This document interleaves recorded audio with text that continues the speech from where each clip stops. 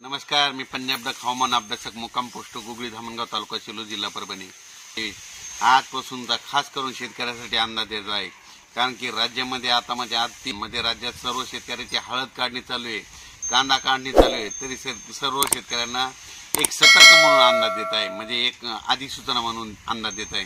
तर सर्व शेतकऱ्याला सांगू इच्छितो, तुम्ही काय करा, म्हणजे 7 तारखेच्या आत तुमची हळद असेल, कांदा असेल, गहू असेल, हरभरा असेल, एखादे कडबा असेल ते गोळा करून ठेवा, कारण की 7 ते 12 म्हणजे 7, 8, 9, 10, 11, 12 दरम्यान, म्हणजे 7 एप्रिल ते 12 एप्रिल दरम्यान राज्यामध्ये अवकाळी पावसाची शक्यता आहे, म्हणून हा अंदाज लक्षात घेण्यात यावा।